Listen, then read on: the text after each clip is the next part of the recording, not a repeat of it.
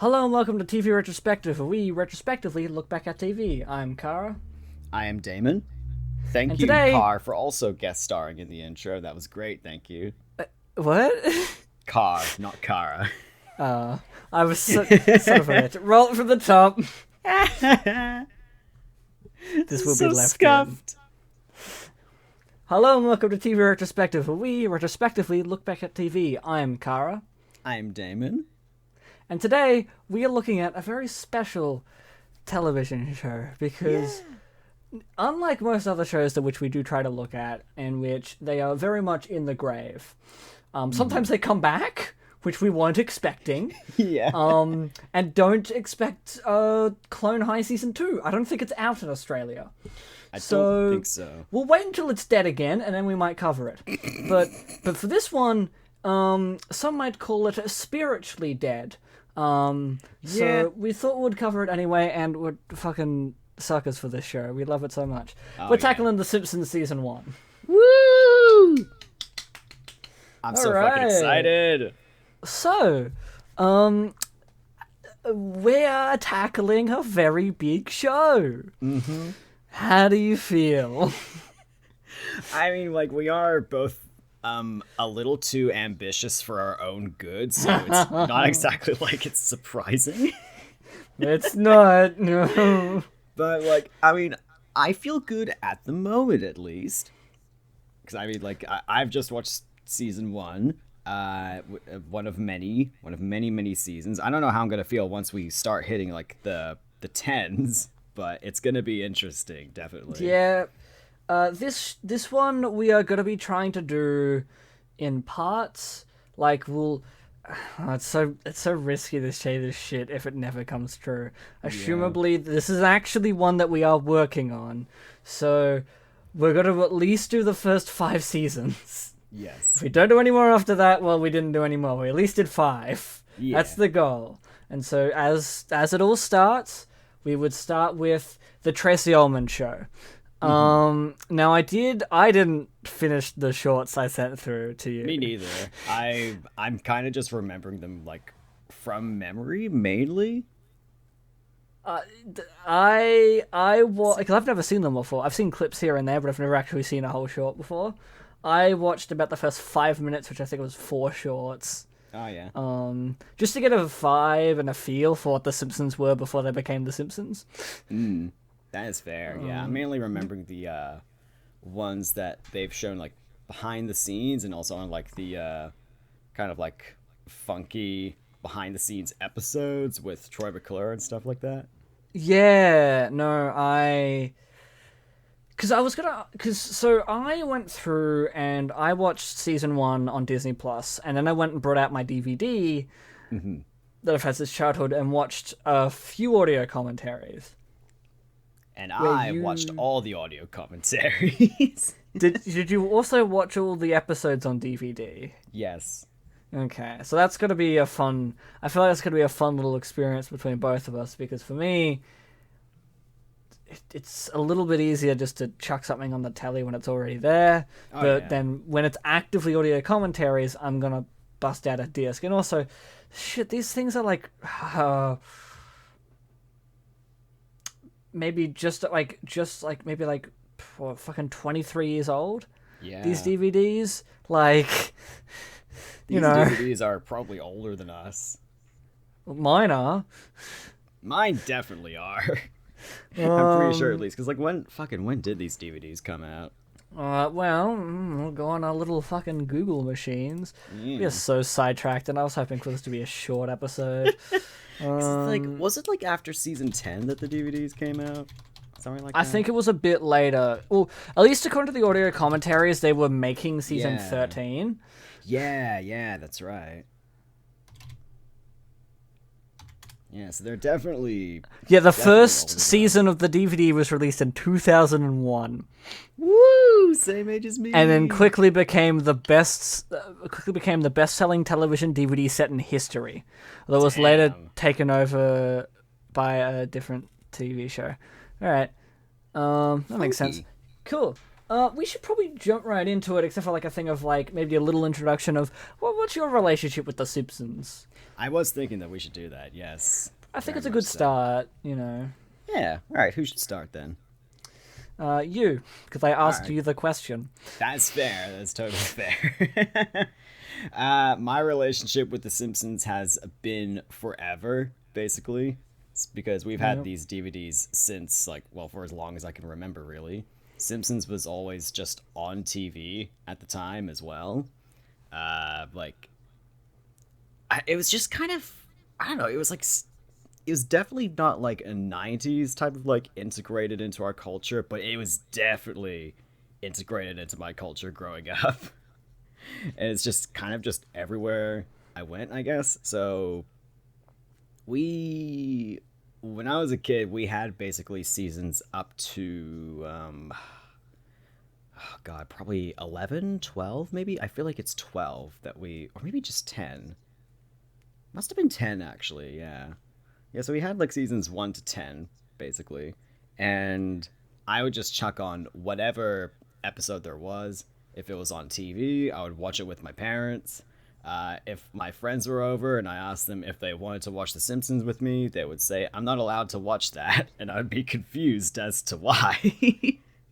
Because I didn't realize it was like not really entirely a kid's show, just because it was animated, of course.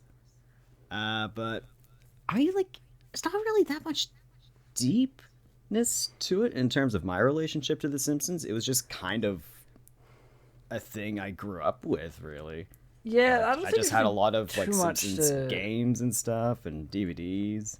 like. There's not really too much to particularly say. I think because we have very similar things. Have always had it.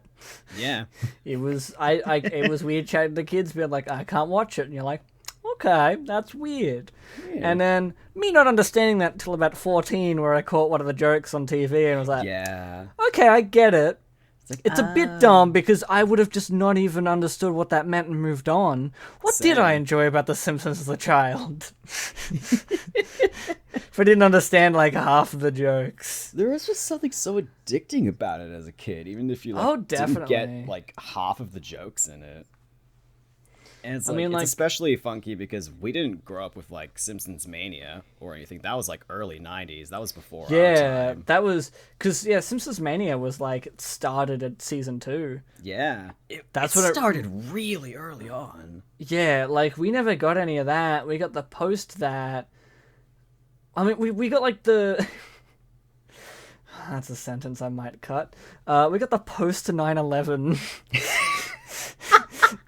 era of life. So True. a lot of pop culture really just fucking Yeah. and really drastically changed. But it's also we're in Australia. Like our version, like what we got of The Simpsons would have been very different to what the US got, Oh just in the yeah. sense of how culture looks at it. And yeah, I always had The Simpsons. That is probably the number one thing I've had since I was too young. Same. I remember being like 3 years old, like, and my dad being like, "Yeah, you own that season 2 DVD," and me being like, "I'm a baby." Cool. And like, Yeah. watching stuff on like the ABC too, and they'd have like gruesome tales for horrible kids, me getting scared, changing over the channel 10 and being like, "Oh, The Simpsons, comfort." Yes. The Simpsons has always been there for us. It's just it really is just kind of a comfort show for us. It's Which been is a show so that has been funky. around our entire lives. And it's also a thing that I've been able to connect with my dad with. Because my dad, he was there in the 90s. He saw it when it came out. I don't think he. I have a feeling it's a thing of like my dad probably catched it when Simpsons Mania hit around season 2. That's when, probably everyone really started to watch it and the Oh yeah, craze for started to sure. happen. Yeah. I watched quite a lot of videos like on YouTube and just documentaries in general about like about Simpsons Mania and what it was like in the early '90s. And it's just so wild to me how like explosive it was because like for me at least it's like I mean we keep saying it but it was just always there. It's kind of just like a very steady like oh yeah that show that everyone knows. but it's also like a temple of media. It is. Like I every so often, Rumed and I will we'll end up discussing. We'll talk about how interesting The Simpsons is and how it's so unique. Like, yes, it is a sitcom from the 90s. That's just a thing that happened. There's a lot of those, and most of them are range between, oh, that didn't age well, to actually, that aged quite well. Yeah. So much about it. So many references that, like, I mean, like, both as a kid I just didn't get, but also now that I just don't get because they're before my time. But Oh, like, yeah. I'm at least able to recognize it. Like, oh yeah, that's a '90s reference that I've seen like everywhere. What's interesting about that as well is, like, because I remember when The Simpsons started referencing stuff, like when the season 20s came out, and I started Yeah. referencing stuff in our culture, and I was like, oh no, I recognize what that means. And I bit of me was like, maybe a bit of the charm is not understanding what the references are. But Yeah. no, it was it was a lot of other factors. Oh But yeah. it was a really, it's such a unique show, and it's just insane. Like, Yeah. yes, and I think it's a thing as we go through the show, I will start to pinpoint like the bizarre strangeness. I'm not just going to go into it all now. We're supposed to be talking about season 1, but it's a thing of no. It's so fascinating. Yeah. Well, like this is also kind of an introductory episode for this anyway. Yeah, so if you've never heard of The Simpsons before, The Simpsons follows a classic 90s family of 2.5 children, a husband and a wife. Fuck. Yeah, I don't have to explain The Simpsons. We know The Simpsons.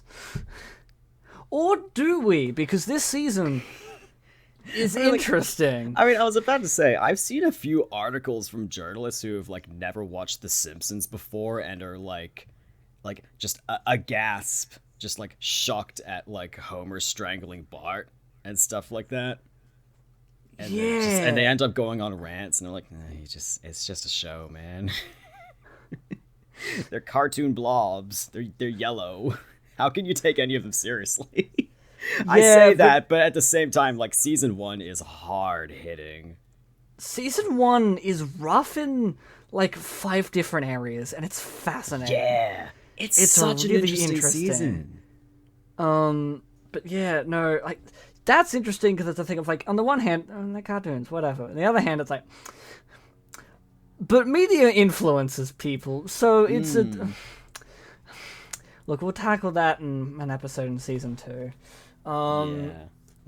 But yeah, I think, yeah, The Simpsons is fucking fascinating, and I'm very excited to actually sit down and start talking about it so we can get season 1 out of the way. Yes. So, do we want to start with Simpsons roasting on an open fire. Simpsons roasting on an open fire? Now, Backstory to this episode. No, absolutely not. Why would I say anything? No backstory. Nothing interesting happened. Well, I guess the thing is, like, it's a very interesting starting point for a first episode, being it's a Christmas special. Doesn't fucking happen often. Oh yeah. But if you, like, there's a few episodes in here and we'll get to them, but it's the thing of, like, this feels like a special 22-minute episode of a Tracy Ullman show. Yeah. Like, it's like, oh, we're doing a full-on special out of this. We're making a plot in little episodes. Yeah. Which, hey, that's where it started. It started as a little, like, 2-minute cartoon segment of the Tracy Ullman show, and now it is a full-fledged television series. And learning about some of the behind the scenes is fucking crazy. Oh yeah.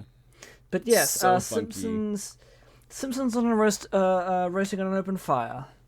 The Christmas episode. Yes. First episode to be released. Yeah, well, Specifically. Do you have any thoughts per se on it? It's like it is an interesting episode because like what especially stands out to me about this episode in particular is the pacing of it, and this is kind of true for like all of season 1, but Roasting on an Open Fire specifically has like a much, much slower pacing than like pretty much any other Simpsons episode I've actually seen. Which is really funky.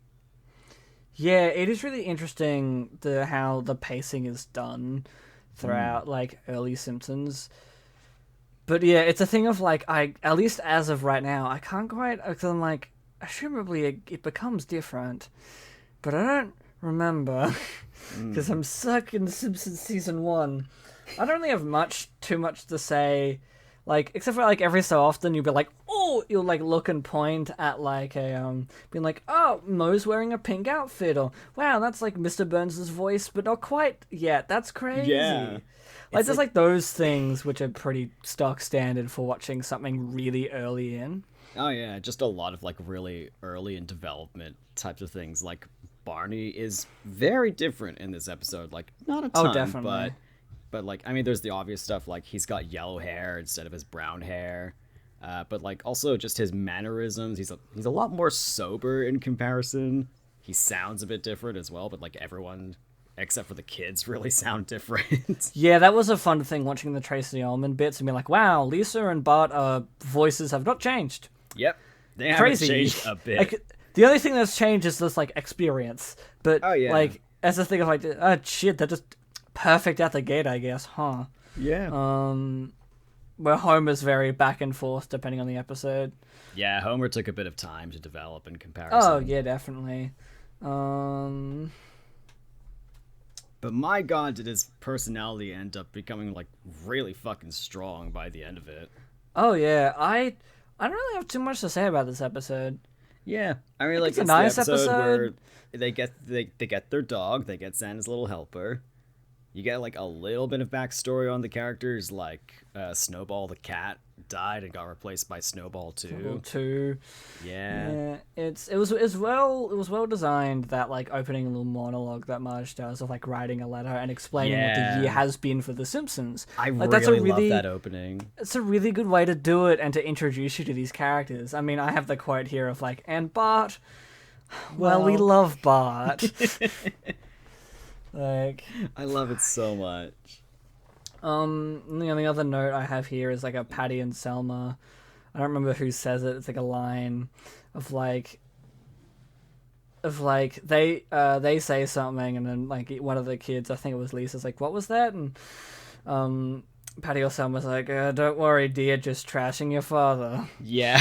I'm like, that's a fun line. So much. That's like, I guess actually before we move on, like the main thing that really sticks out to me in this episode, because this is a theme that's like all across season 1, but it's really strong in this episode, is like the financial issues. yeah, that the family faces. Like they really hammer it home here with like Ned being the really well off and like not rich, but just like really stable income type of neighbor. And like he's not really his religious self quite yet, but he's just kind of like happy-go-lucky and just doing well. But the Simpsons are just doing god awful because Bart gets a tattoo and then they have to get it laser removed, and that's like all and their Homer doesn't Christmas get his money bonus. gone. Doesn't get his bonus. And I just really trying to get like- together scraps. I really like how this season does tackle on that. I really enjoy The Simpsons when they're like, money's not great. Yeah. Fuck. Yeah, the only thing I really have other notes aside from like is just about the audio commentary. Oh yeah. Like, Yeah, go ahead. yeah. So one, the backgrounds are cell painted. That's cool. Yeah. That's I love fun. them. I was like, oh, that's neat. That's interesting. Huh. Yeah. Then the second note, shooting coverage in animation? I Fucking... missed that part there. No, that fucking threw me. Yeah, they were talking about it at the end. Like, at the end of the thing, they were talking about, how they, like, for the first, like, for, like, bits of season 1, they very quickly phased it out, I think, by around season 2. But for, like, some episodes, they shot coverage in animation. They were doing shooting coverage in animation. Jeez. That's fucked. That is. What the fuck? Like, that's like the craziest thing I've learned about The Simpsons was they did that. That's crazy. That's fucked. Yeah. Oh my god. There's so many like interesting little animation quirks in season 1 as well that I love, honestly. It makes it feel like a very different show in comparison to the rest of the Oh series. yeah, even like immediately, season 2 was different. Oh yeah. And it changes so drastically. Season 2, you're like, oh, okay, this is so much closer to the Simpsons we know and love. Oh yeah. But yeah, I don't really have much else to say on episode 1. Yeah. It's a good episode. Like it's nice. It's very unique. I love how one of the notes I have in mind is that like because before I started watching season 1 like for the show, as in for this show that we're recording right now, I was in the middle of watching season 9 because I was just jumping in between different episodes, and it's such a different vibe entirely. Oh yeah, it's fuck. Yeah, because like I think they, I mean, yeah, they obviously would have had a different showrunner by season 9, but it's like Oh, definitely. really evident how different. I think it we're like is. 2 different showrunners in by that point. Yeah, 2 or 3. I feel like I think it's 3 maybe. But yeah, no. Episode 2, Bart the Genius. Oh yeah, Now this is the first time we actually get the Simpsons intro.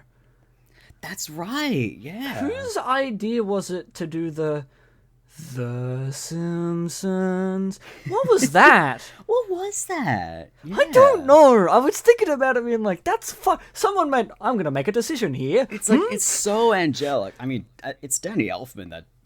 Well, yeah, of composed course. the We intro, love right? Danny Elfman. We love him. But, like, he's great. But it's still, whose right mind was it to make... It's so interesting. They don't talk about it, at least in the episodes that I listen to audio commentaries for. I remember them talking about it. Yeah. They just talk about What's like the the animation in the Because I know, intro. like, the intro is a bit of a throwback to like, other types of intros. Of, Yeah. like, other sitcoms that they grew up on. And I don't know. It's just, like, who made that decision? Because the thing that we do learn about this season was, it was a bit scuffed making it. Oh yeah. There was just a lot of shit, of just, like, they were making episodes, and they were basically off the Tracy Ullman show because they didn't have the other episodes made yet, and they were doing other things, and it was all over the place. Writers would just go home halfway through writing an episode, watch it on TV, and be like, that's not the ending we gave it. Yep. What the fuck? That's insane. It's so This crazy. show was so bizarrely run for season 1. I think it obviously got better, and then it got worse at a different direction. But also, first couch gag. First couch gag. Which couch First gag? couch was it? gag. I think it was the basic one if they go to sit down and Bart goes flying. Oh yeah. Or was And it then he Homer that's lands. flying? No, it's Bart goes flying and he lands in front of the TV. I remember it being. Or maybe there's 2 different ones. One with Bart and one. There's a with Homer. few. I remember. I'll fucking look it up now. Yeah, take a detour. Yeah. Yeah. But, like, yeah, the intro in and of itself is just so interesting as well, because like it just is, because like Yeah, it's Bart going flying.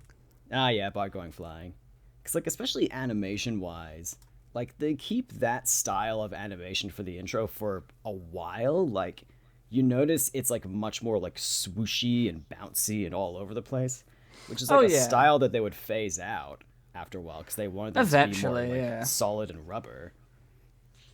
But it's like, No, especially when Marge turns her head when she's in the store, like, and her hair does the swooshy thing. Yeah. And when Homer is trying to get like the rod out of his back while he's driving, it's just so squishy in comparison.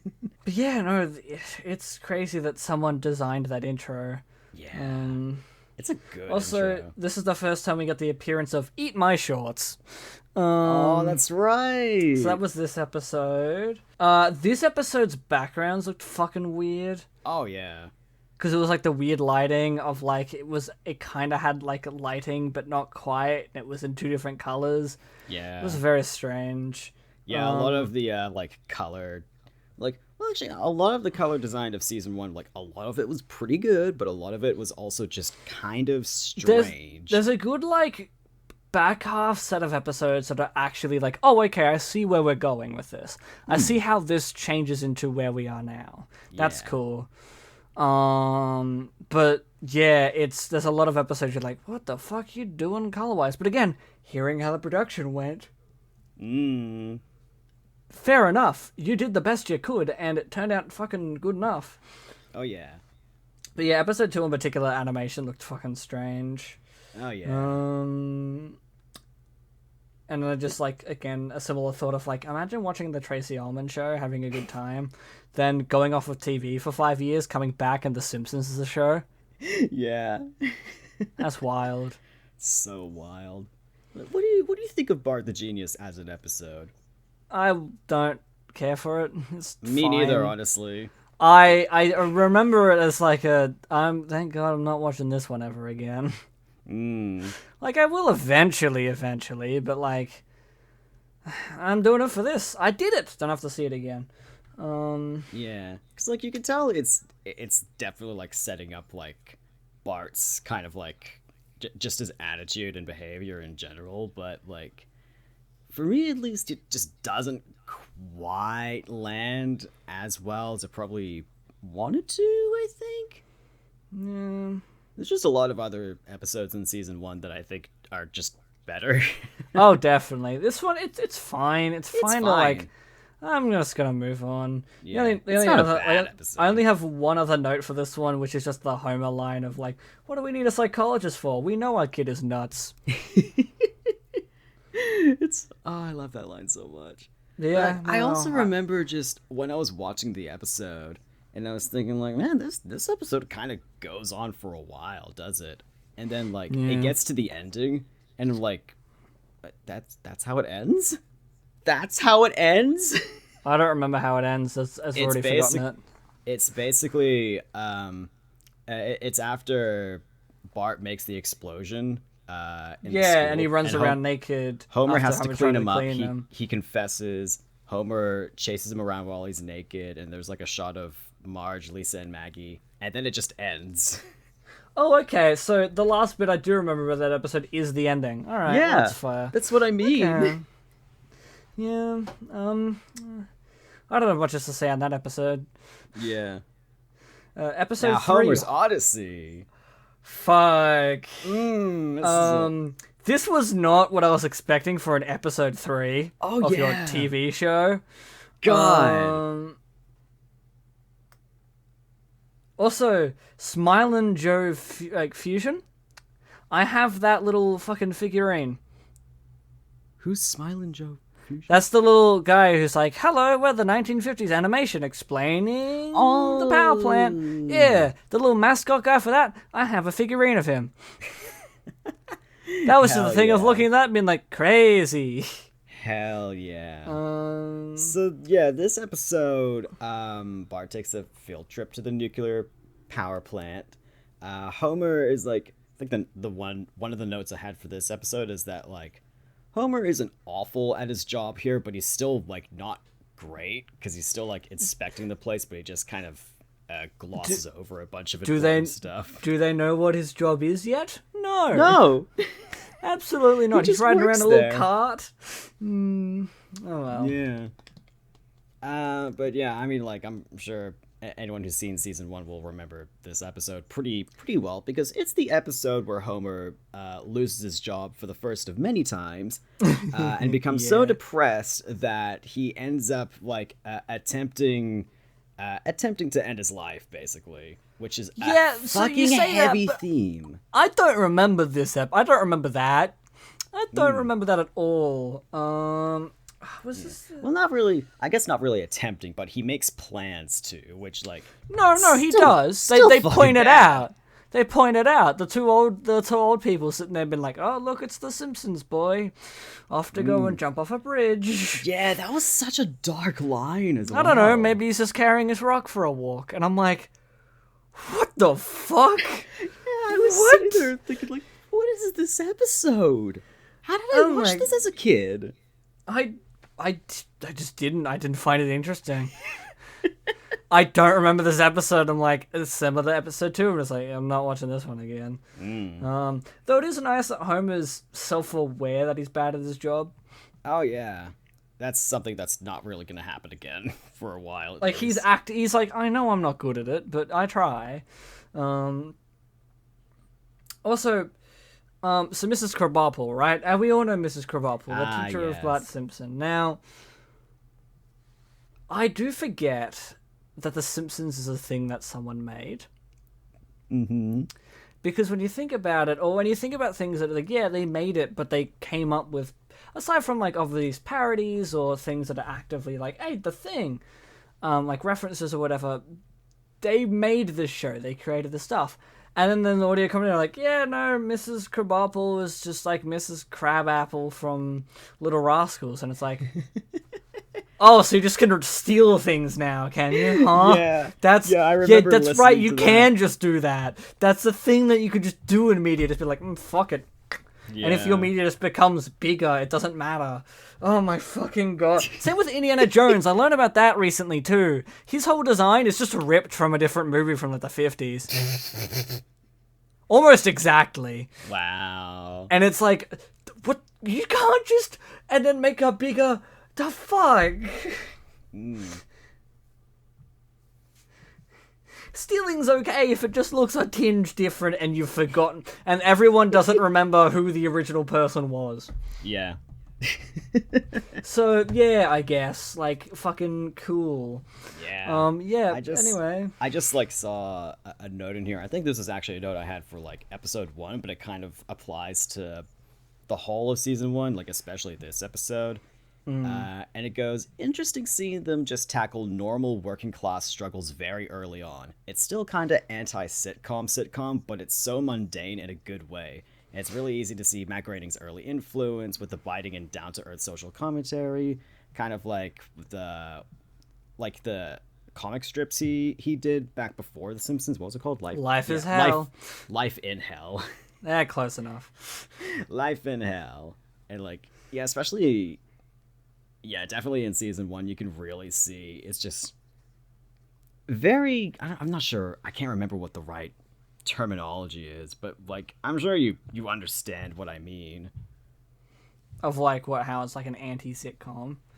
Yeah, anti-sitcom, but also just like the social commentary aspect of it. Oh, definitely. Like it's really interesting how, especially this episode, because it's like a whole like thing of like, Homer gets fired, he ends up, like, running for, like, he votes to get, like, a lot of things in town to be very safe. He becomes, like, the safety person, put up a lot of signs everywhere, which has some fun gags to it. Yeah. And then Homer's big plan is to put the fucking nuclear power plant up in order, and then he goes up to them, and they just like, hey, could you stop doing that? We'll give you a job back. And Homer's like, ooh.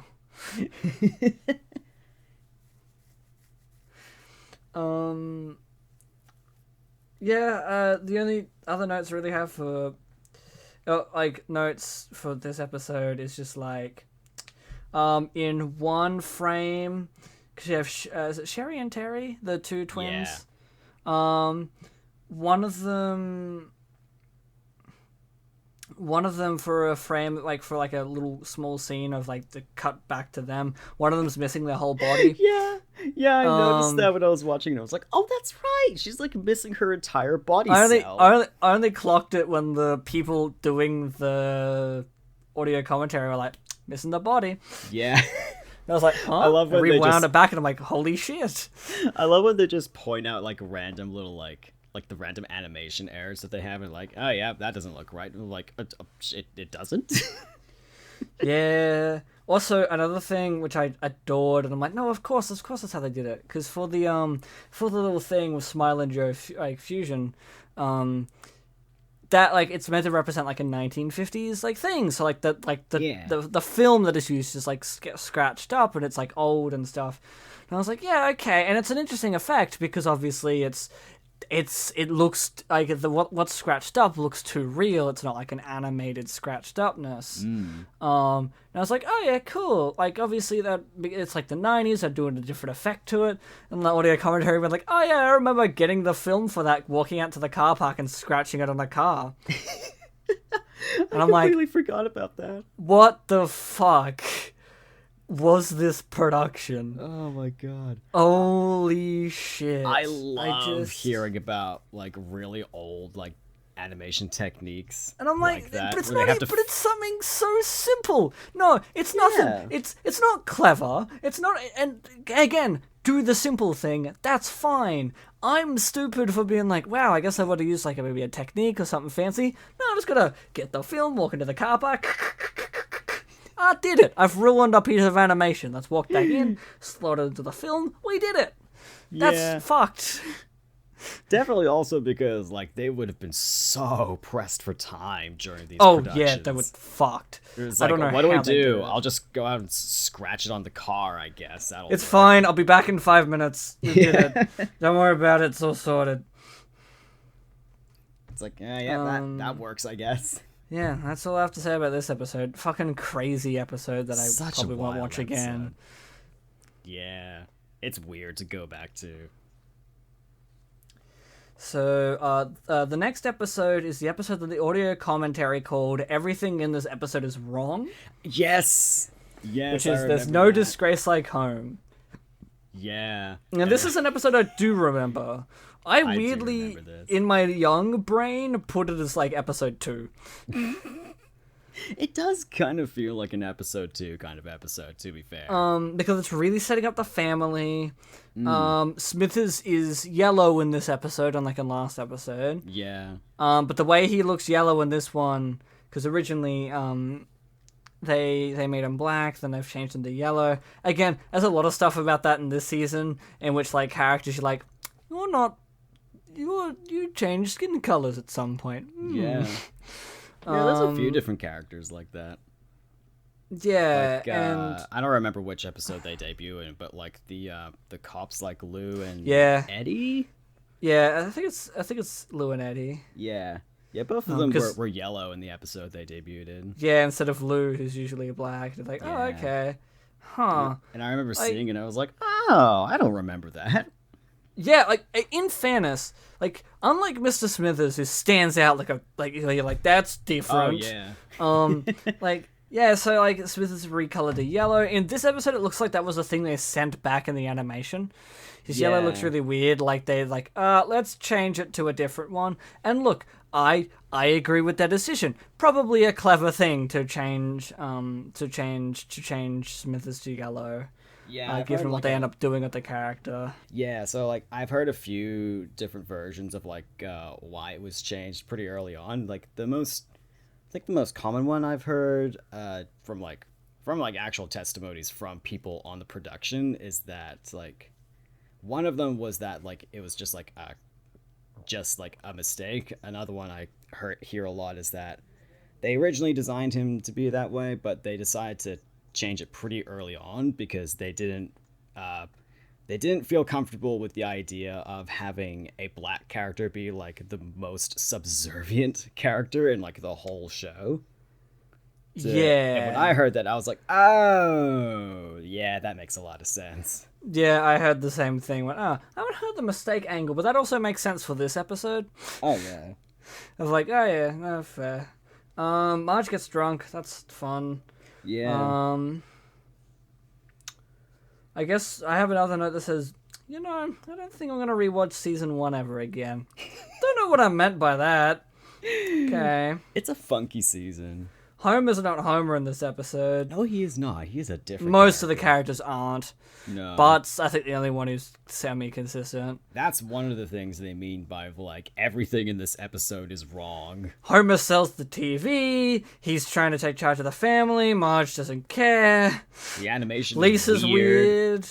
weird. Also, the backgrounds are just really weird and washed out in this episode. I'm not sure if you noticed that, but when I watched think it was- in comparison to a lot of the other episodes, which were like, not all of them, but most of them had very like deep and bold colors. This one was so washed out. It was like this one, episode 2, and the last episode were the ones that were the most weirdly washed out. Yeah.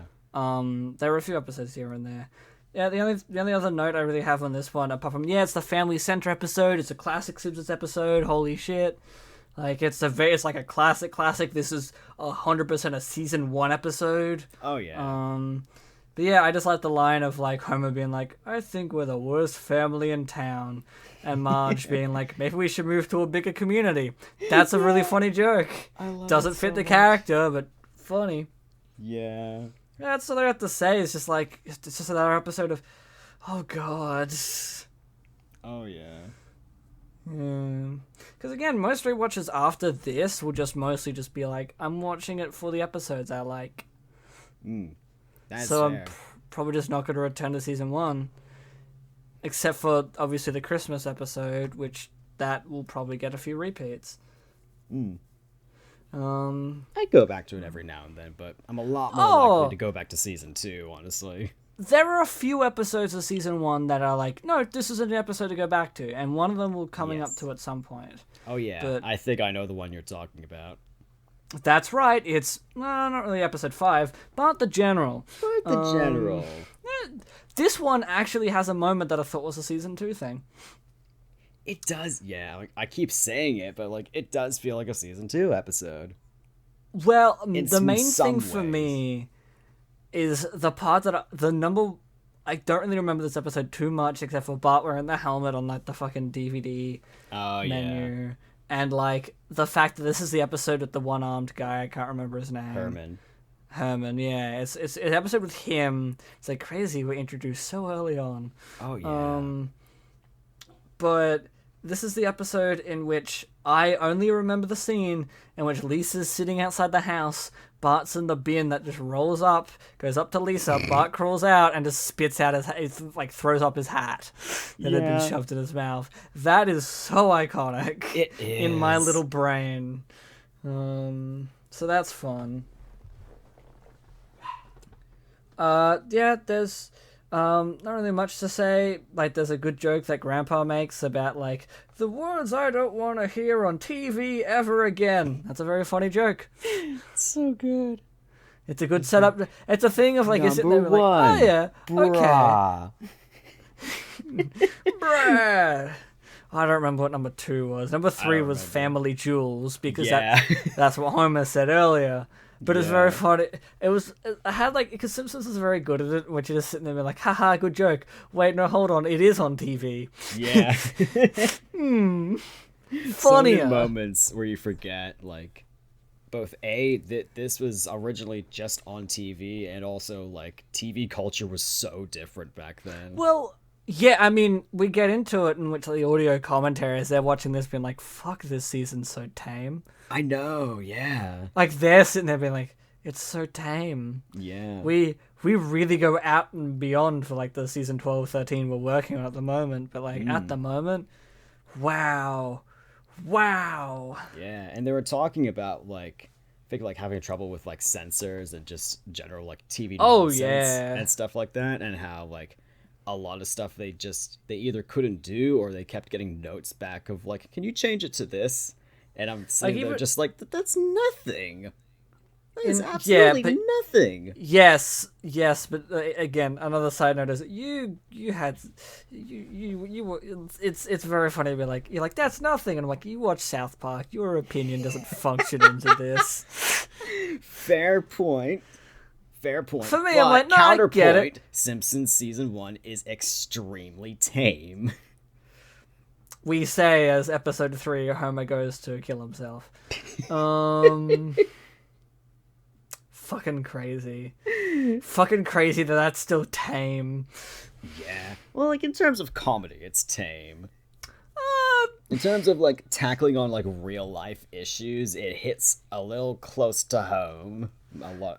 Some of the I guess it's time. a thing of like, it's crazy that wasn't like too much picked up by the censors, but Bart saying groin in episode 1 was a big problem. Yeah. That's what the crazy thing about the censors is what they would pick. Oh yeah. What they would pick the fuck with. All right. South yeah, Park even I mean- like made a whole episode commentating on like how weird censors are. Yeah, but like, I mean, hell, this episode points it out. There's a whole episode about war, and at the very end, Bart's sitting there to chat to the audience, being like, hey, war? It's no good. Yeah. And you're like, this isn't like a treehouse of horror. To which, after watching season 1, because I've started watching season 2, hitting that trailer horror, like, oh no, I get it now. After listening to all the audio, I understood why they had to put the little. Now tonight's episode's a bit spooky, but no, I really understand it. Yeah. Fuck. Oh yeah, definitely. But yeah, no, it's a fun like this is an episode that's like, yeah, I might return to this one. Also, it introduces Nelson Muntz, Who doesn't sound quite right yet, and he has two Not friends quite. that I think keep swapping like skin colors. Yeah. I can't disappear 100% after a while. remember. Yeah, after I think like 3 seasons they're gone. Yeah. And then they come back and like way later as like a background thing. Oh yeah. I think it's like a little cameo for like one scene. Yeah. I don't know much else to say on Bart the General. It's fun. Yeah. It's a good It is episode. it is the first episode this season aside from the very first one in which I'm like, I would return to this. Yeah. It was better than I remember it being. But it's still very season 1 but with elements of season 2. Yes. Episode 6, Moaning Lisa. Moaning Lisa. Another very season 1 episode. But in the way of it's very close to season 2. This is actually another good one. Yeah. This so is actually is a really remember- good episode. It's a really good episode. It's probably my favorite out of season 1. And like I I think- remember I was watching the audio, not watching. I was listening to the audio commentary for this one, and the entire basis behind it was like one of the producers or like one of the writers behind it just kept going like, I want to make an episode where Lisa is sad and she doesn't know why. And apparently he kept doing this for like a bunch of other shows he was on previously. Yeah, And it no, just it's finally so happened with funny. The Simpsons. It's so funny that this guy's like, hey, I want to make a character, not like the main character, but one of the side characters, just sad for an episode, and that's the problem. Yep. And they don't No? know why. Okay, next show. Okay, next one. All right.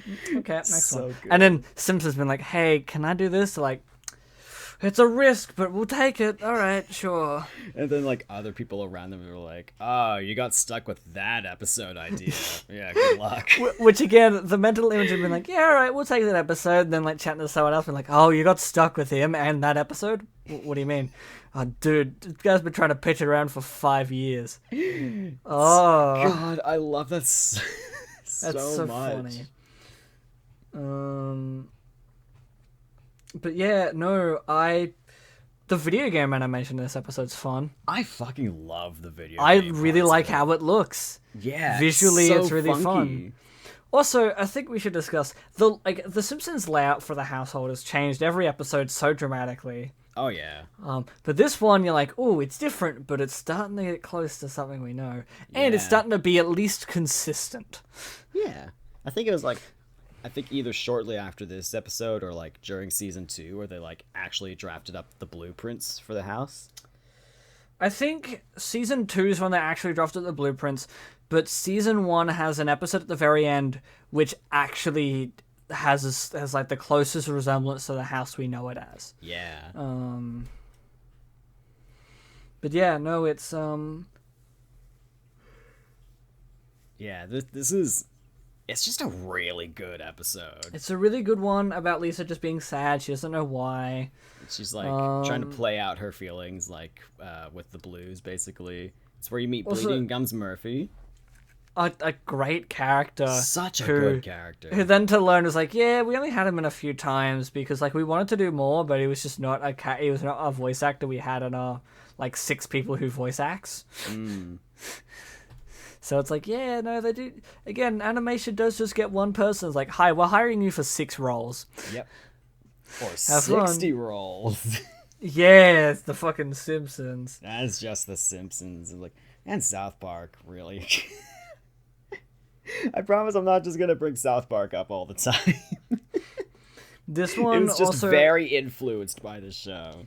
Oh yeah, this one also very much has like a weird structure to it. Yeah, it does. It feels very odd. I really like Marge's arc in this one. Oh, it's so good. It's so fucking tragic, and it's such a start Yeah. to like. It's a thing of like watching it being like, this is the first episode of Marge having a not good childhood that leads to the Marge we know and love. Yeah, and like it's a clip that's definitely circulated around a bunch of times on the internet. It's basically like It's the scene where she drops Lisa off at school and Oh, she. well, I thought we were going to explain just before then the setup for that. Oh yeah, sure. Because the basic thing of like Marge having a flashback, because Lisa's all sad, Marge having a flashback to when she was a kid, like being like, well, what did I do when I was sad? And then like Marge's mother, who is a fucking piece of work, Oh yeah. is sitting there being like, now you just gotta smile because it makes me look good. Mm. You smile because you got a good mother, and it's like, oh fuck, poor Marge. Oh yeah. And then yeah, you go to explain the thing you were explaining. Yeah, so Marge, like, her logic, because that's what her childhood was, she decides, like, all right, if that's what my mother did for me, that's what I'll do for my daughter, basically. So she drops Lisa off at school, and she asks Lisa to just, in a nutshell, just, like, smile all day. And Lisa says, but I don't feel like smiling. And Marge, like, I don't remember exactly what the line was, but it's So like, well, just do it you're just anyway. gonna push your feelings down. Yep. And just leave a big old smile on your face. Yeah, and so Lisa goes into school, she gets approached by a couple other kids, and they noticeably treat her differently. They're a lot more friendly to her, like, we're like friendly in quotation marks, I guess, because they sound so malicious. And then, like, but, like, Marge doesn't really, like, she can pick up on that, and she doesn't like the way that the kids are treating her. And then Mr. Largo, her music teacher, shows up. Yep. And, like, I don't, do you remember what he says? He's like, oh, like, he pretty much says something along the lines of like, oh, I hope we're not going to see any of your creativity today. Yeah, Like, and and then Marge just fucking snaps. she snaps. Drives the car, picks up Lisa, throws her in the car, drives off. Teacher's like, huh, so that's where she gets it from. Yeah. Marge is like, Lisa, I'm so sorry. That is not the lesson. The lesson is be yourself. Mm-hmm. Like, if you're sad, be sad. It's okay. Yeah, and it's like that. That's such a good line of like, yep. If you're sad, then be sad, and if like you keep being sad, then we'll be there for you, and like we'll help you push through it, basically. And then like Lisa's still smiling. Marge says like, you can stop smiling now, and Lisa says, but I feel like smiling. And it's just, It's really lovely and. Yeah, no, I think it is the best episode of the season. I think it's so good. It's and like again, they got a lot of people writing in, being like, especially a lot of women, being like, "Hey, we liked you did this episode. This is really nice." Yeah, they say that in the commentary, and like when they said that, I was like, "Oh, that makes so much sense, though," because like, and it it's such a explains good of like episode. it's really fucking good. And seeing that on TV again, this feels like an episode you're not really gonna get too much in like other sitcoms. Dude, I don't know what other sitcoms were on the air in 1990. Yeah. Like, it would be stuff like Family Matters and Full House. Yeah. It's just before we get the cynicism of, like, Seinfeld and Frasier and Friends. So it's, I don't know, we're at, like, an interesting, like, waypoint before, like, where the 80s sitcoms are ending and the 90s sitcoms are beginning. So we're in that middle ground. Yeah. There's also, like, Bleeding Gums Murphy is also just such an interesting and, like, kind of like a mystique of a character in this episode. He's really as well. interesting. And kind of in the series. Yeah. Because, like, you don't see him that much anyway, and you don't know that much about him. And, like, there's a specific line that he says when he's talking to Lisa on the bridge while they're jamming out together. I think they're just, like, they're talking about their problems, and Bleeding Gums specifically says, like, I've got enough problems in my life as it is, along those lines. But the line is just delivered so sincerely. It's great. It was making me think, like, I want to know more about this guy, though. Like, what's happened to him? I can't even say, like, yeah, no, I can't even be, because usually there's like media like this, you're like, well, there's like other outside media that might delve into it a bit more. No, it's The Simpsons. So, yes and no. Yes, because there is media that people have made about characters being like, let's dive into their mental scapes. But I don't know, I guess what I'm saying is, maybe there's fan fiction. Maybe. Because it's not in the comics, it's not in the games, it's not gonna be... You're gonna find out more. You might in the comics, but fuck, who knows? There's a lot of Simpsons fan fiction out there, to be fair. Oh, there's some crazy Simpsons shit. Yeah. I still think about Simpsons Akira. Oh, I still need to read that. That still fucks me up. I'm like, that's crazy. That's insane. But that's not the topic of episode season 1. Anyway. That is a season 23, and we're like smoking because we took that up at season 17. Anyway, episode 7, Call of the Simpsons. Now, this is what I call a Tracy Ullman special. This episode does feels feel like, that. let's take the Tracy Ullman show and make a 22-minute episode. It's fine. It's a very season 1 episode. It doesn't feel like a real episode. I don't want to watch it again. Me neither. The Maggie stuff with the bear's cute. It's really cute, but overall, it's got kind of a weird vibe to it. Yeah, it's very strange. Yeah, and I remember even as a kid when I was just watching season 1 over and over, I was kind of like, I would always come up to Call of the Simpsons, and I was like, I'm not sure how I feel about this one. This is giving me weird energy. Yeah, there's one joke in here that feels... I'm sitting there like, it doesn't feel like The Simpsons, because it feels like a joke that's written like 20 years before its time. And it's like the joke of the bears need to get like baby food for Maggie or something. They need to get some stuff. Oh, yeah. And it cuts to like the generic family that they sometimes cut back to in the early seasons of The Simpsons. And it's a guy being like, oh, like the wife's like, oh, we gotta be careful. There's bears around. It's like, yeah. Hello, Mr. Bear. I'm here. Come eat me. I was watching this being like, that feels like a Gravity Falls joke. It feels like a joke from like 20 or 30 years before the show. Before the show? Or Before I think the it's show, post. yeah. I think it's post. I Really? think it's Grunkle Stan being like, "Hey, Mr. Bear, are you gonna try and eat me?" Oh no! Like that's and in fairness, they had a Simpsons writer on Gravity Falls, so it's not out of the box. Who was it? Who was on Gravity I Falls? don't remember off the top of my head. I know one of the executive producers on Gravity Falls, like one of the main 3 people running the show, was the guy who made My Life as a Teenage Robot. Oh, wow. Yeah. But it was like season 2, they got one of the writers from The Simpsons, so every so often they'll get like a thing back being like, oh no, this is too much like a Simpsons episode joke, and like, well, no, duh, no, that's fine, that's okay, we can make that, it's fine, we have a writer, it's all good. Yeah. Just Because because they they wanted a them- good writer. They wanted to make sure that they were not just doing The Simpsons, like, because everyone in the fucking animation community, everyone in the fucking planet, fucking, there's a lot of inspiration to come out of The Simpsons. Oh, yeah. And like, again, it's crazy when you like look at the fucking, there's a chart I saw recently that was like, The Marvelous Witch Adventures of Flapjack, and every show that spawned off of it. And how they spawned off of it. So it's like, okay, that one led to Adventure Time, Gravity Falls, and regular show. Okay, Adventure Time led to Steven Universe, and, like, Craig of the Creek, and, that was a different one. Like, OKKO, and, like 6 different shows. Gravity Falls led to Owl House and Amphibia. And then, like, you cut to, like, and then regular show led to, like, this other program, and Close Enough, and, like, it's just, like, a ridiculous, like, list of, like, one cartoon made 20. My God.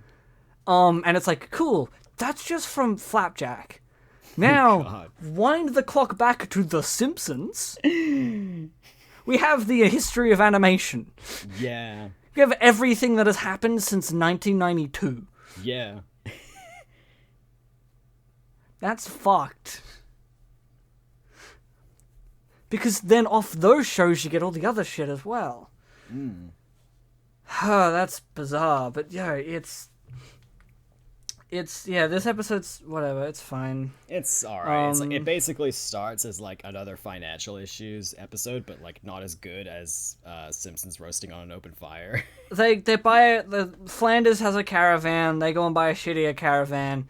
They go to drive it out somewhere, it falls off a cliff, they gotta survive in the wild. Episode ends with people thinking that Homer's Bigfoot, and then the end of the episode is them being like, we don't know if he is or not. Who can say? Which this is the episode in which the writer was sitting at home with his family being like, that's not the ending we gave it. When did that happen? Yeah, the poor fucking writers. Oh God, yeah. Yeah, anyway, I'm never returning that episode. Yeah, it's a weird episode. Episode 8, Telltale Lead. Oh, no, Telltale Head, sorry. Telltale Lead? Shush. Episode 8, A Telltale Head. This introduces a lot of side characters. Very iconic. They say the phrase five-finger discount. Yep.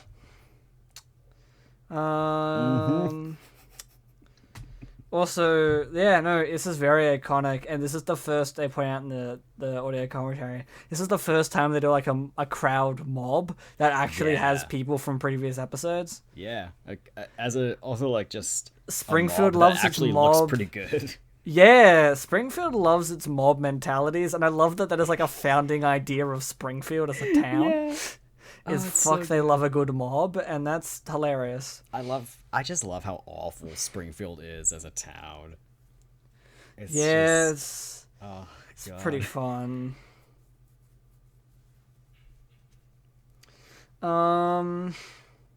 Yeah. It's it's another Bard episode.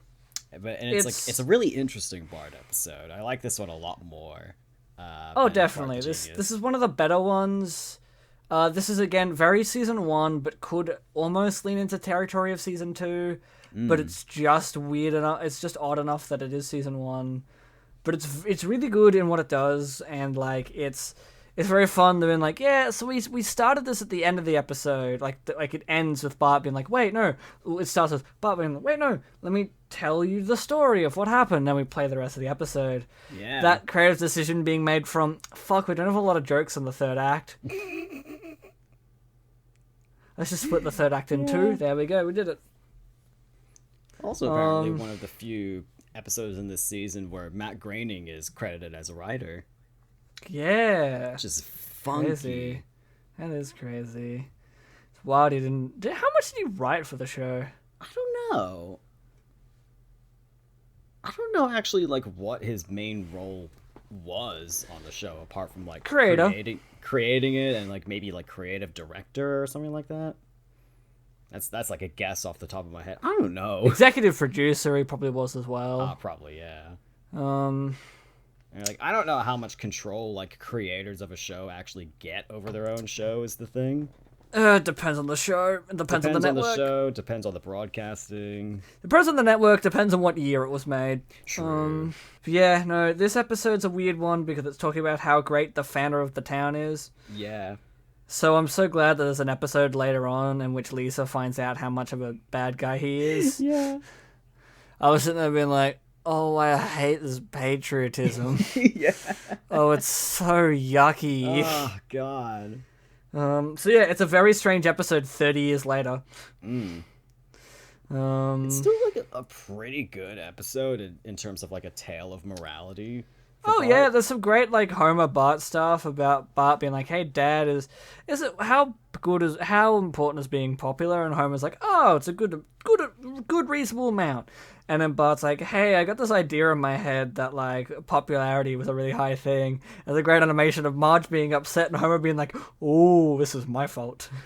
Yeah, that was a really good scene of like, "Oh, oh, it's so good." Like the visual. Also, crazy to learn that, like. Doll is a combination of like it's not just like a fuck around of just saying shit. Like doll, that's two words together. I didn't know that. That's funky. I don't. One of them's damn. I'm gonna look it up. Yeah. Also, like I find Jimbo to be like a pretty interesting character in this episode, because like for one, his voice is very different. It's not nearly as like in the midst of puberty and you're trying to like adjust to your own voice quite yet.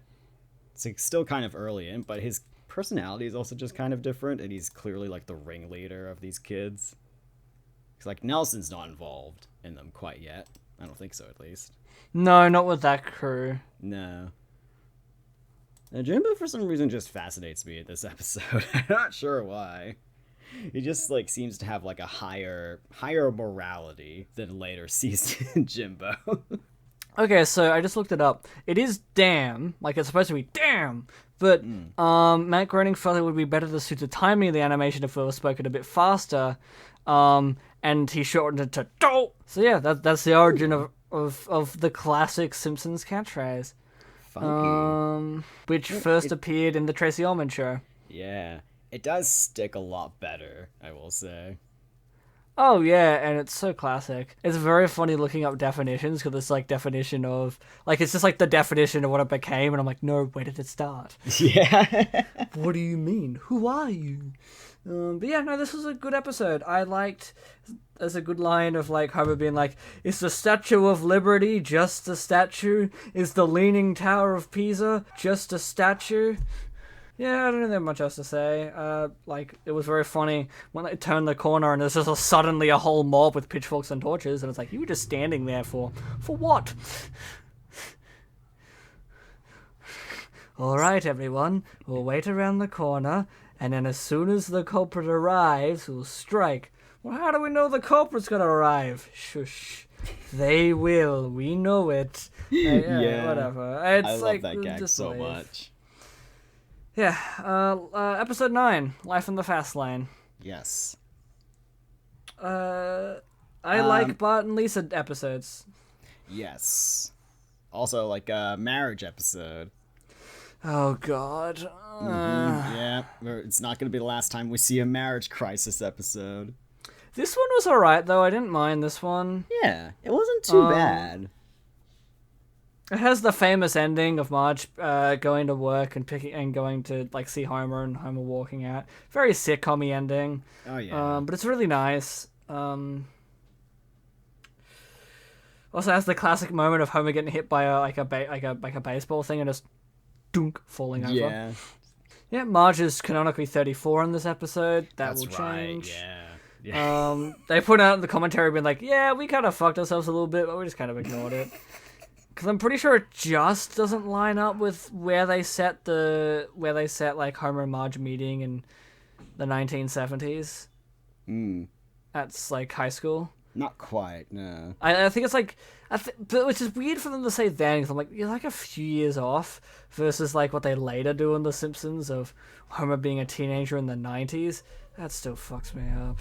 But yeah, no, it's a fun to whatever episode. But yeah, like Life on the Fast Lane also has like one of the few like interesting fantasy dream sequences in there where they've got the funky color palettes.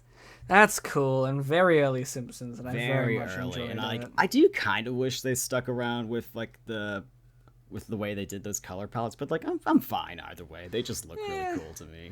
I also like it was very fun learning like the guest character they had on. The actor, like, for every, like, 5 minutes of dialogue you'd hear as half an hour of audio behind the scenes. Yeah. Because the guy would just improv so much. He ad-libbed so And it's so much. funny that there is a line in the episode that is ad-libbed. Yeah. That they just put in, like... rings. Yeah. Because he's just chatting in his accent and then cuts it completely to scream 4 onion rings. 4 onion rings. I honestly, one of my favorite aspects of like early Simpsons voice acting is like when you can hear the voice actor turn away from the microphone and you could hear the sound reverberate in the room around them. Yeah. I love that about like early voice acting and like 90s and like I guess 80s as well, especially where you could just hear the room around them. I don't have any notes for this episode. Yeah. It's as far nice. as marriage crises episodes It's go, one of this the is a better good ones. Like, this is one I'd actually consider watching. Even though the start of it, I was like, oh, God. Oh, yeah, the start is rough, but, like, the main crux of it is really just, like, that they're not really talking to each other, which is a lot different from how they usually go. Yeah, no, definitely. Episode 10, Homer's Night Out. Another marriage crisis. God, it was so tiring. I was like, oh. I know, right? I was like, oh, there's another one after this. There's a few notes, like I just have like little notes, and that's like kind of what most of the Simpsons will be. Yeah. It's just like, I like this thing they did of like, I like that Marge actively points out that she likes Homer's size. Yeah. I think that's really sweet, and it's really nice to see that on TV. It is. I love it so much. It's really nice that that Marge is actively explicitly saying, "Hey, I am attracted to you." Yeah. That's a nice thing to hear. It's so sweet. Yeah. Then there's another fucking line that made me fucking cack myself a bit, which is Bart being like, "Uh-oh, it's the female man," and Lisa being like, "It's the female carrier, Bart." That's like a fucking joke I'd make almost. Like, kind of is. Put me in the 90s. That format of joke is a joke I make of like, ba-da-da-da-da-da. What the fuck you on about? It's obviously this, idiot. Yeah. But yeah, it's the female man. Fucking so funny. Yeah, I love like the super long time skip as well. Like, what was it, like 6 months or something? He was like waiting for the spy camera. Yeah. Yeah.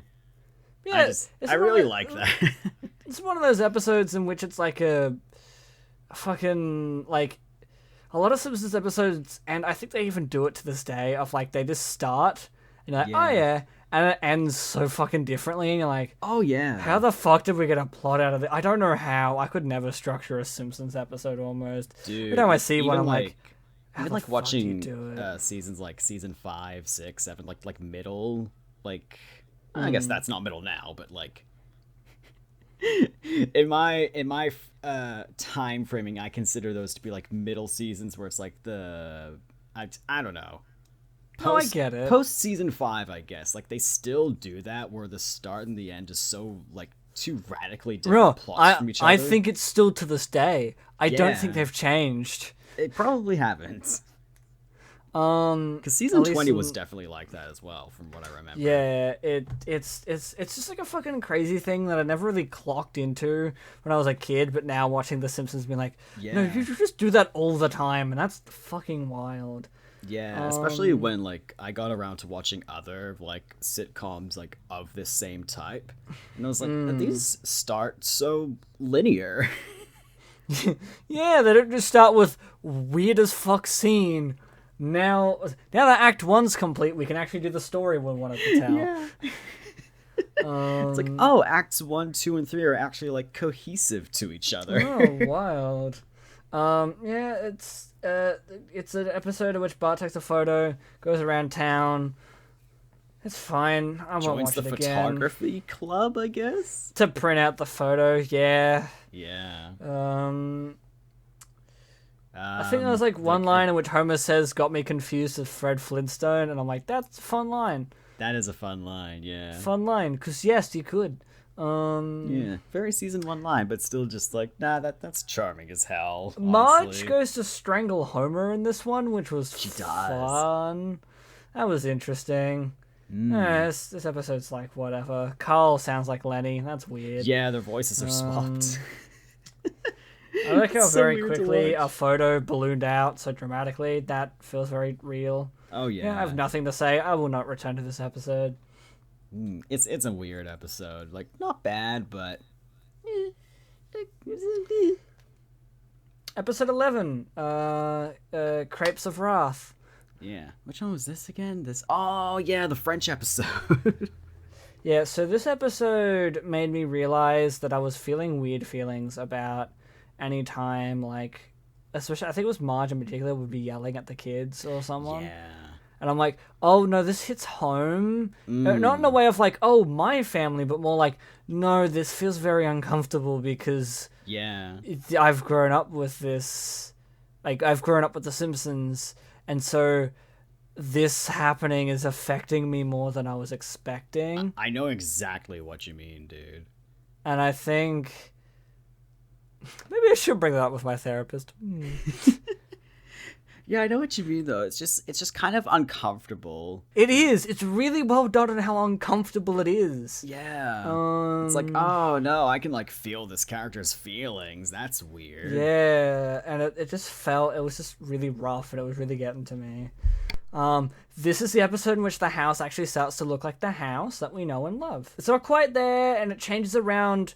There's like a reverse shot that, like, not quite a shot reverse shot, but like a shot of the lounge room, and it's all fine. And then they cut away from the lounge room and cut back, and the lounge room set up completely differently. And it's like, okay. or the rumpus room, I think more accurately. I don't know. It's when Homer's laying down and like Principal Skinner's talking to him, like that scene. Like that room that room stays consistent in that scene, and the cutaway to Bart, cut back to that room is completely rechanged around. It is, yeah. It's real funky. I thought this episode was season 2. Turns out it was season 1. That's funky because like it definitely feels like a season 1 episode for me. It feels like for me it's early season 2. Like it's like within the first 10 episodes of season 2. It's very a classic Homer falling downstairs. Fun. Yeah. This episode was crazy. Lisa defends America, and that's fucking weird. Yeah. I warned you about that beforehand too. I was like, that's fucking did. crazy. It's so weird. And then I saw the scene and I was like, this feels wrong. Yeah. That's all I have to say on this one. This one I do actually enjoy. I think it's fun. It's a fun episode. This is an episode I would return to in season 1. It's not a favorite episode of mine, but like... Oh no, but it's funky. Again, talk about a start and a finish. It's so fucking crazy. It is. But yeah, it's fine. It's like Bart has behavioral issues at the start, and then at the end, it's like international we captured spy, an international criminal. Yeah, that's about it I have to say on this episode. I think we should go to episode 12. Krusty Gets Busted. 1. Busted. This is a season 1 episode. 2. God. Brad Bird? Yeah, okay, what else has Brad Bird done again? The Incredibles. Fucking, that's right! The Iron Giant. He did this and then made The Iron Giant. He did a couple episodes of The Simpsons. That was his first thing he did. Oh my god. Kinda. I think it probably did like a few minor things here and there, maybe an episode or two about other shows, but like one of the first things he did was the Simpsons episode, that being this one, that one, the audio commentary. He then, which I think, which this audio commentary means that he did this audio commentary after The Iron Giant, but before The Incredibles. Fucking kudos to Brad Bird. He did like maybe 5 episodes of The Simpsons. There's like 3 to 5 episodes of The Simpsons. Then he did Iron Giant. Then he did The Incredibles. Then he did Mission Impossible. Then he did Tomorrowland. Then he did Incredibles 2. He did like another movie in between. I don't fucking know. Yeah, Brad Bird. That was fucking crazy. That blew my mind. My god. But yeah, anyway, I thought this was a season 2 episode. Yeah, this is what I would like. It's either it's Moaning Lisa or this episode. They're the best episodes of the season. They're both so good. I really like this episode. This is the one episode that I would actively return to. Yeah, and like I mean like, and I watched. I mean, we both watched it recently, but when I watched it recently, for this, I was just kind of like blown away at like how. Like, for one, how different this episode is from the rest of the season, but also just how good it is. And, like, all of its setup and everything. A great classic joke early in that fucked me over of, like, Krusty being like, hey, kids, what do we do if I went off the air? We'd kill ourselves. What the fuck? Oh, my God. How did they get away with that? That's did fucking they? insane. Oh, you can't say groin on TV, but we can make the kids say we'd kill ourselves if you take our show off the air. That's my fucking God. nuts. So also, wild. I think Krusty says I didn't do it, and I'm like, they do that as an episode later. That's fun. That's right. He does it twice. He's like on the show. He's like, I didn't do it, and then later on he's like, I didn't do it. Like when he's getting dragged up to the courtroom. Yeah, this episode's fucking off its head, and again, the best of season 1. Mm-hmm. If I was to say watch one singular episode of season 1, I'd say watch this one. It's overall the best. Busted. And then if you wanted to watch more, watch this Moaning Lisa. Then if you wanted to watch more, just watch season 2. Yep. You can watch season 1 if you want, but like it's not really the same as the rest of the show. You're not doing a podcast. You're not sitting here with us. Already watched it. But yeah, no. This episode. It's not the first time oh yeah, it's a Sideshow Bob episode, and it's like This is he's not the Sideshow Bob episode. yeah, he's like The first one. He's in a previous episode as a background thing. Yeah. But this is like they wanted to put him more in background stuff, but they just again, this show's production was so fucked.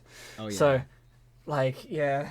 Yeah, it's like the first time you hear his voice, first time you see his personality, but like Well, I but the love thing is how- yeah, you go.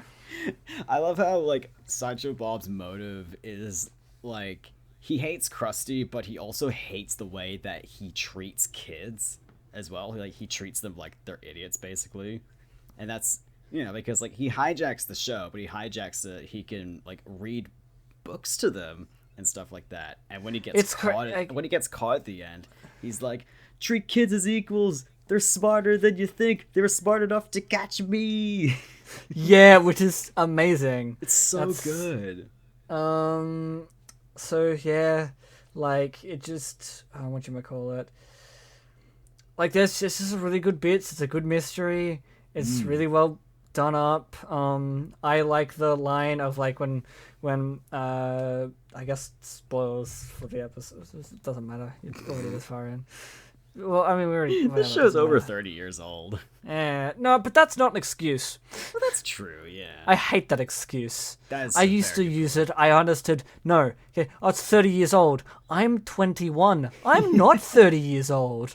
What the fuck do you mean? Yeah, that's excuse me.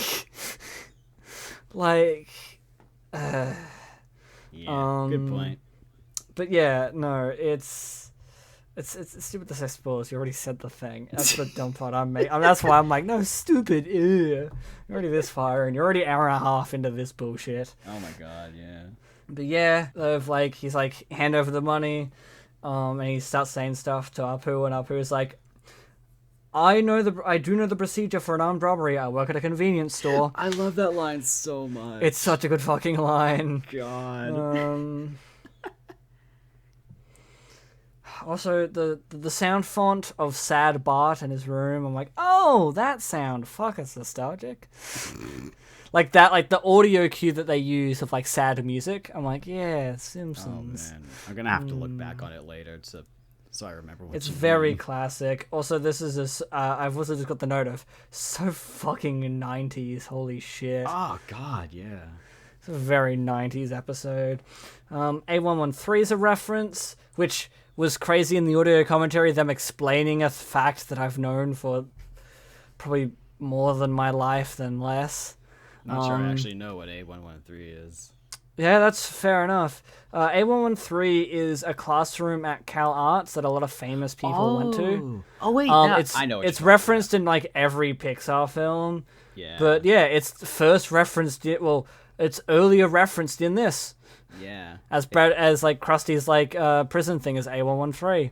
Yeah. And it was very fun when like audio commentary being like, oh, what's that about? And they're like, oh yeah, because of this little goofy thing that we decided to do, I guess. Yeah. I remember what you're talking about. And when I heard that in the commentary, I was like, that is wild that it's so widespread like that.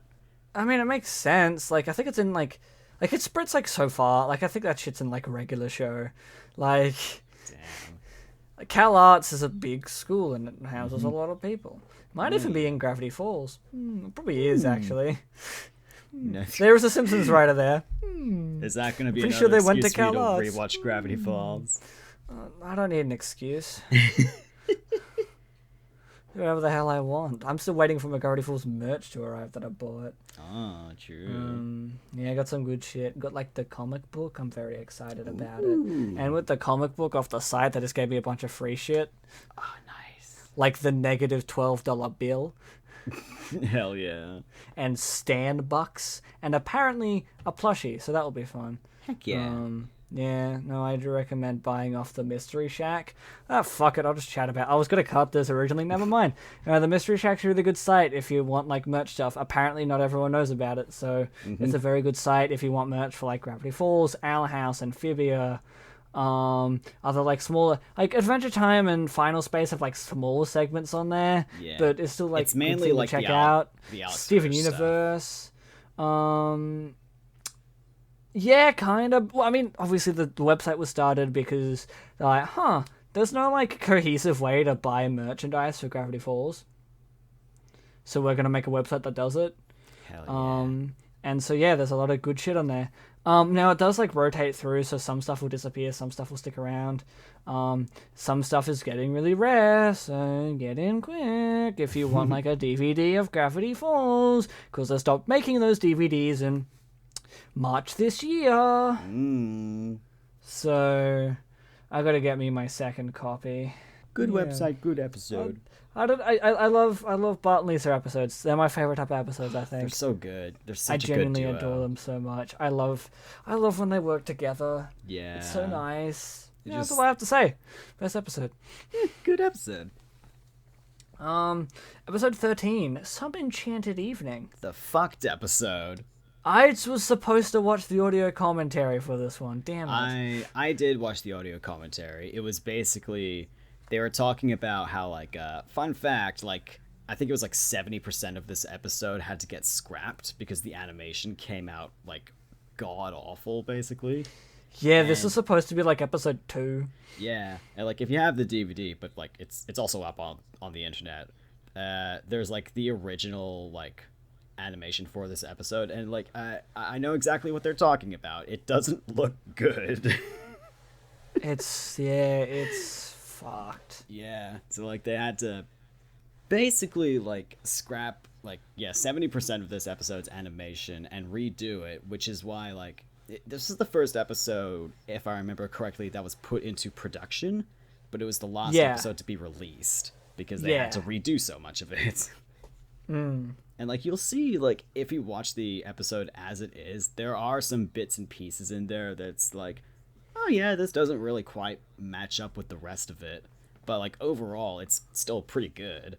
There's like one specific shot where the babysitter has like this very like fluid and smooth animation which like circulated around Twitter for a while because people were like, why is this incredibly smooth animation in an episode of The Simpsons? It's just because they've got wild animators like over there. They're just crazy. But yeah, this is technically another marriage crisis episode, but it's not for the whole episode, so it's fine. It's actually a nice one in which there's like Homer's like, oh no, what do I do? Oh, I know, a nice thing, and they just spend a night out together, and it's really nice. There's a great joke about like calling up the babysitter place, and they're like, The Simpsons, you're banned, dunk. It's like you've got to be hello, this is Mr. Sampson. It's like, was your wife on the phone? Ago? No. Oh, okay then. It's like, oh, thank God, those Simpsons, I cannot stand them. Oh, it's so funny. Such a good bit. There's like, it's nice to see Marge and Homer just having a nice time. I really like when nice things happen to characters I like. Same. Oh, what can I say? What can I say? You know, like Marge especially. Like, especially Marge. God, Marge does not get dealt a good hand for like a good majority of the entire show. Really, it's nice to see when good things happen to Marge. And also, Marge is like basically our favorite character for both of us, anyway. I don't know who my favorite is. Who's the character that you see yourself in the most? Oh boy. I think mine's Lisa. Yeah, I was like, definitely as a kid, I related the most to Lisa. And it's kind of, it's still true today, but like for me, it's kind of split between Marge and Lisa. That's fair. Yeah. Because you're trying to impart the lessons of your own past onto you. And making sure you get the correct message the second time round. I don't know. I was just thinking about it, and I think over the course of the show we'll probably have a better answer to. Yeah. But yeah, no, we'll be growing as people as the show progresses. Oh my god! Wow. Oh my goodness. That is a weird thing to think about. Huh. I mean, you're not wrong. I'll tell you fucking what. It happens every time I watch a new show. I'm like a different person by the end of it. Yeah, I mean, we'll be like 30 by the time we finish The Simpsons, and we won't be because it will go on forever. It's never gonna end. It will only end. My theory is it will end when the actor for Homer Simpson dies. Yeah. When Dan Castellaneta is gone, that's when The Simpsons will stop. Or Nancy Cartwright. Yeah. Like, those are the two. Yeah, this is one of the episodes where I think this is the first episode in which actively Maggie is kind of competent. Oh, yeah. Like, this is like the first existence of like Maggie being competent. Yeah, it's like Maggie actually being Maggie as we know her. But yeah, this is a fun-ish episode. Like, Yeah. there was a fun plot to it. It was nice. I liked at the very end the joke of like on the news, Homer Simpson local boob. That's a funny gag. That's really good. Yeah. Yeah, that's season 1. That is season 1. I am afraid of what the rest of the season's audios are going to be like if God. season 1 is this long of an episode. But in fairness, we talked about our history, which we won't do. We will do very quickly is talk about the thing I should have brought up at the very beginning. How was the DVD experience? It was funky because, like, this DVD set in comparison to season 2, which is the one with the spinning heads, if I remember correctly. Yes. This one was a lot easier to get through because it was just one like was a selected episode. Well, you say that, but it was a bitch to get the audio commentaries. Oh yeah, that's true. Like Because actually it was setting in up. language settings, Yeah. which is not often where it usually is. Yeah. I mean, like Usually also it's for me, anywhere else. For me, also, I had to set up the subtitles as well, so I had to do that on top of the setting up the audio commentary. Oh, yeah. Well, at least you would have found it quicker. Oh, yeah. Because I was like, where the fuck is it? I accidentally found it because... how I originally found it was I'd press play on the episode, it would play, I'd hit the options button on my PlayStation 4 controller, I would go to language settings, English 2, and that's how I found it on accident. Oh, God. I never do that with my Xbox. I never really go into, like, the Xbox's actual controller settings for features like that, because I've had so many instances where it's just...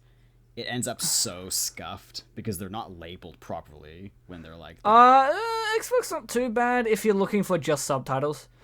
For just subtitles, it's usually fine, but if I'm looking Like, for, you just hit the button, and it will either say, you got subtitles, or you don't have subtitles. And you're like, this is a Blu-ray that came out recently. Why? Why are there no subtitles? Or recently as circa 2014, which was nearly 10 years ago. Anyway, this is fun. That wraps up season 1. Yeah. Do you have any closing thoughts? It's funky. I love seeing how different the animation was specifically in here, and like just setting up the town, setting up the characters. Like, I mean, everything in this season is basically just a setup for what's to come. But it's also just fun seeing things like what was the episode where they visit the Burns mansion? That would have been episode 4, where everything's wrong. Everything's wrong. Yeah, there's no disgrace like home. It's just funny seeing episodes like that. It's just like, this doesn't feel canon. This is not gonna happen again. Yeah. And just so many great. things of like, this doesn't look or feel right. I don't like this. It's crazy to see what is kept in canon and what isn't. Yeah. But yeah, no, my overall thoughts are pretty much just like a thing of like, good for a short time, glad I don't have to go back. Like, fair. I'm gonna enjoy my 3 episodes I enjoyed, and like not really return to this. There's no point for me to go back this far. Also, fun fact about season 1, this is like, out of the DVDs I own at least, this is the only one that has a G rating in Australia, while everything else is PG. And then when we hit the teen era, it'll hit M. Yeah, I have heard that there is at least one M there, but I don't know which one it is. I think it's like PG to M. It swaps between like a few, which is just an interesting thing of like how looking at how like the rating system has changed over the years. Oh yeah. But also how the Simpsons has changed over the years. It's like a combination of the both. It's really interesting. It is. Yeah, no, I'm glad. My box set, like the actual cardboard, fell apart. Oh really? As I was watching the last few audio specials, I'm like, fuck. Oh, mine's pretty intact. I think the Yeah. most scuffed one I have is like, and it's definitely one of the ones I've watched the most, but it's like way later down the line in terms of seasons. There's some season box sets I have where I just the discs are just gone. I don't know where they are. That's not good. But Like, where did I put them? but yeah, I really liked, like, again, this was fun. This is a fun little thing, and we'll see you guys next time when we talk about season 2. Season 2! Spinning Woohoo! heads! Oh, that DVD's gonna be a fucking bitch.